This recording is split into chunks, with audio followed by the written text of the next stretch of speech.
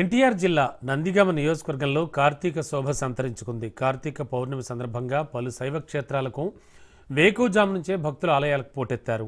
365 ఒత్తుల కార్తీక దీపాలు వెలిగించి తమ భక్తిని చాటుకుంటున్నారు.